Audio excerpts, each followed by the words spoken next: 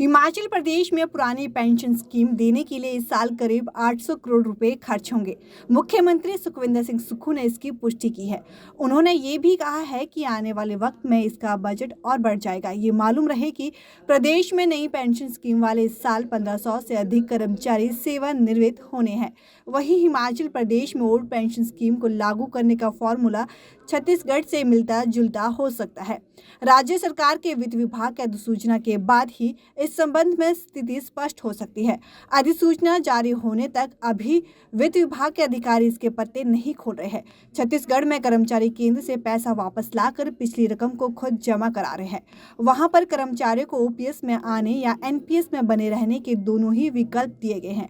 हालांकि हिमाचल सरकार ने इस संबंध में देर रात तक भी अधिसूचना जारी नहीं की है, पर वहां जहां तक छत्तीसगढ़ के फॉर्मूले की बात है तो वहां पर निर्णय लिया गया था कि राज्य सरकार के कर्मचारी 1 नवंबर 2004 के स्थान पर 1 अप्रैल 2022 को छत्तीसगढ़ सामान्य भविष्य निधि के सदस्य बनेंगे।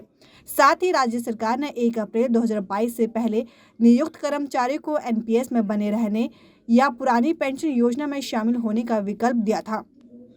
इसके लिए कर्मचारियों से वहां शपथ पत्र भी मांगा जा रहा है।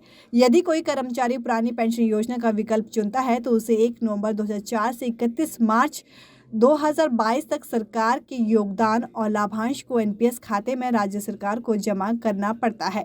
वहीं सरकारी कर्मचारी को इस अवधि के दौरान एनपीएस में जमा कर्मचारी अंशदान और लाभांश एनपीएस नियमों के तहत देने की व्यवस्था की गई है। हालांकि ये तो छत्तीसगढ़ की व्यवस्था है, पर मुख्यमंत्री सुखविंदर सिंह सुक्खू ने हिमाचल का अपना सर्वश्रेष्ठ मॉडल बताया है, तो इसे लग रहा है कि ये छत्तीसगढ़ के मॉडल से कुछ भिन्न भी हो सकता है। हिमाचल प्रदेश में कर्मचारियों और पेंशनरों को कुल बजट के 100 में से 35 से 40 रुपए खर्च हो रहे हैं। ऐसे में आने वाले वक्त में ये खर्च और भी बढ़ सकता है। नई पेंशन स्कीम में कर्मचारी की बेसिक सैलरी और महंगाई भत्ते का 10% हिस्सा करता है। इसमें सरकार की ओर से 14% की हिस्सेदारी दी जाती है। इस स्कीम के तहत सेवानिवृत्त पर पेंशन पाने के लिए एनपीएस फंड का 40% निवेश करना होता है। सेवानिवृत्ति के बाद निश्चित पेंशन की गारंटी नहीं होती। एनपीएस शेयर बाजार पर आधारित है। इसमें महंगाई भत्ते का प्रावधान शामिल नहीं है। सेवा के दौरान कर्मचारी की मृत्यु होने पर उनके परिजनों को कुल वेतन का 50% पेंशन के तौर पर देने का प्रावधान है।